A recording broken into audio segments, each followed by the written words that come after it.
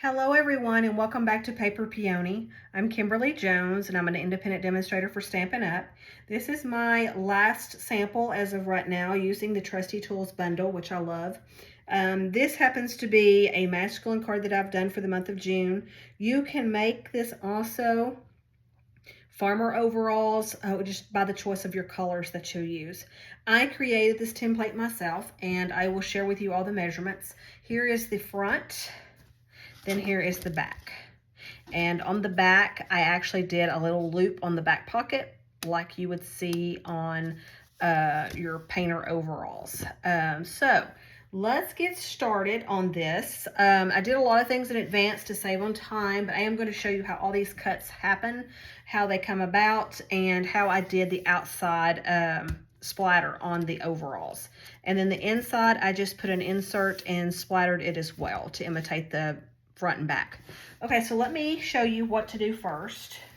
The first thing you're going to do is you're going to take whatever color you want your shirt to be is the color you want your card base to be. Okay, so for this one, I did the it's the dark gray. It's not gray granite. Let me see what color it is. Basic gray. It's basic gray. Okay, so you're going to take, the first thing you're going to want to do, let me get my cutting tool out here. You're going to want to score this. This is 4 1/4 by 8 1/2. You're going to score it at 5 1/2. Okay, and your pocket, the bib pocket in the front is 2 1/2 by 2. And you put your point at 1 1/4 and then cut it down, okay? And then the back pocket is 2 by 1 1/2 inches, and it's just a rectangle, okay? So there is your measurements for your pieces. Now, when it comes to, let's go ahead and we're gonna put these on dimensions, these overalls.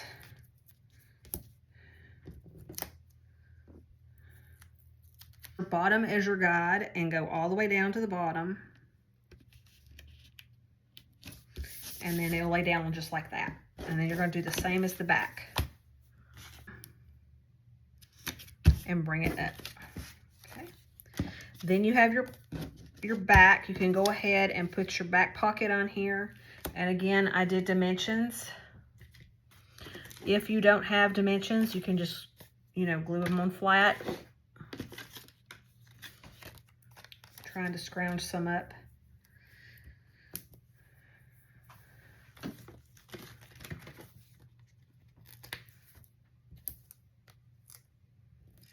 And keep in mind, you're going to put a paintbrush down the center of this pocket. So you want to allow enough space where you can tuck in your back pocket. Okay, so there's your back pocket. Now I cut a little bitty strip. Let me find it. A little bitty strip like so. It's probably like 1/4 of an inch. And you're just going to loop it like what you would find on a back pocket. You can use a glue dot to adhere this.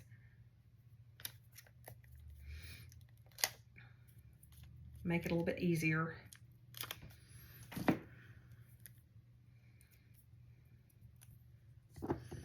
Okay, and then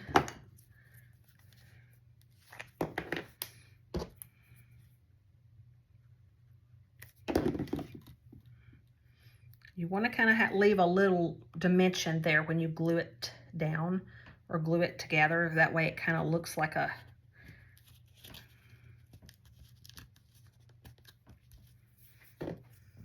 back loop.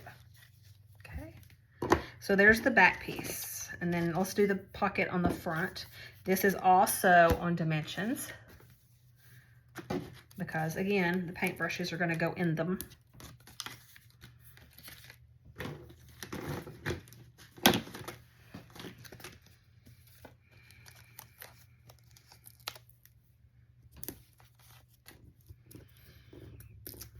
Okay, and this is going to be kind of like right in this kind of up center, like so. Okay, now on the straps, okay, these happen to be 2 by a half. So 1/2 inch wide by 2 inches, okay? And I just went in, and you're gonna need 4 of these. I just kind of went in and glued it down where I knew where overalls go, you know, because that's where the button is, or the snap. So any excess you're gonna cut off, okay? It goes up in an angle like that. And you're gonna turn it over and do the same for the other side. Now you can, if you're brave, do a long strip and then lap it over on the other side. But what I found is it's easier this way because you can get it to lay exactly where you want it, doing it this way. If you lap it over, you got to be really careful that it's even on both sides when you lap it over. Okay, so now I kind of went in and snipped like a little label like you would find on overalls. I did use dimensions on these. These are just little use a 1/4 inch red strip, or strip of red cardstock. And just place that in the center right there at the point of your, we'll do the big one on that one. This one's a little bit bigger. Like so. Okay, and then use a little one for the back. And on this one, it's on the back center right there. Okay. All right, now you go in and you just cut. It's probably easier that you do 2 at a time and then cut and then do the others, because then you have it's easier to see where your paper is. Okay, so there's my back, there's my front. Okay. So now after you get this done, then you're going to stamp 3 paintbrushes from the Trusty Tools stamp set. And I already did these for the sake of the video, but I will show you how I colored these. So I have 3 of these. So you're going to bring in your paintbrush stamp from the Trusty Tools. You're going to stamp this on white cardstock. I'm just going to stamp 1 on here because this is just to show you how I colored it. And let me find my Memento black ink. Okay, and so you're just going to come in and you're just going to ink that with your black ink. Come in, stamp it. Then I brought in my blends, my Stampin' Blends. These happen to be the natural colored ones. I think they are still sold in a set.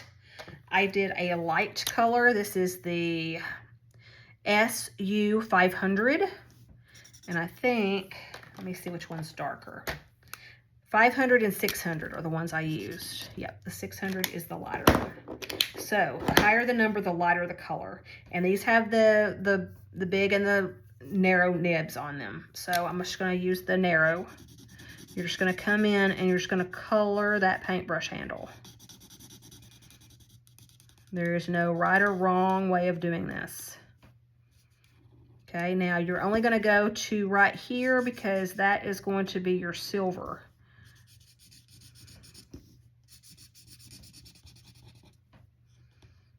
Okay, so there you have that. Then you're going to bring in that 500 and you're just going to go around and you're going to outline the outside or the inside edge. Okay, now again, that's a boo-boo because I'm trying to go too fast. But if you bring in your white Uniball pen, yes, yes, yes, it covers up that boo-boo, which I happen to love. That is my go-to tool. I love it. Okay, and then you can bring in that 600 again if you want and kind of blend that a little bit more. If you want to do that. You don't have to, but okay. So then after you have your handle colored, I used the SU800 and did my paint tips. So to kind of make it look like it's been dipped in paint. And then I took my Smoky Slate Dark and colored the bristles.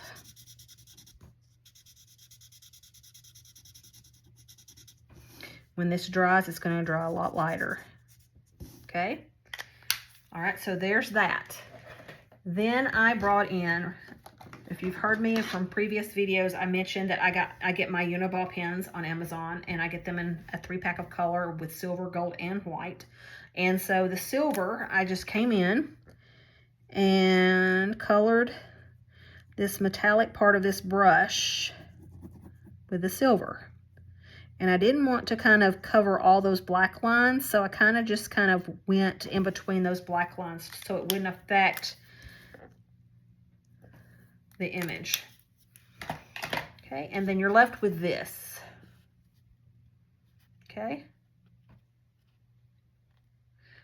Now, when you use the die cut to cut it out, the die cuts are really, really nice. Okay, so with the die cuts, you have this paintbrush, and it will cut out that hole, that center. See where there's a center right there? It will cut out the center. So you just line it up like so and run it through your die cut machine, and then you're left with these brushes. Okay, now this one here, you'll notice I did not color as much because the handle is going to be the one exposed. So it didn't matter that I color it efficiently or like the others. Okay, now if you're new to the bundle of Trusty Tools, this has a power drill that it cuts. We don't have the stamp, so you would create it from the dies. You also have a toolbox that you can create, which is really cute. There's the handle right up there, if you can see that. And then we also have the nuts and bolts right there, and we also have a pegboard, which is kind of cool also. So there is some unique dies in here that is not part of the stamp set.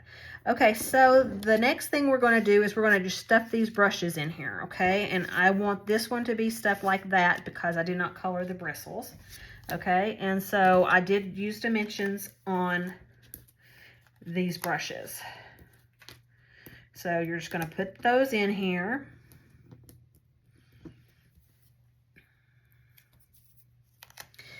Okay. And I kind of want to bring that up a little bit higher because we're going to put a little black snap right there. Okay. And then this one here is going to be, the bristles are going to be exposed. Trying to bring that in a little bit more. Okay. And again, bring that in a little bit tighter. Okay. And then last but not least, we're going to do the back paintbrush.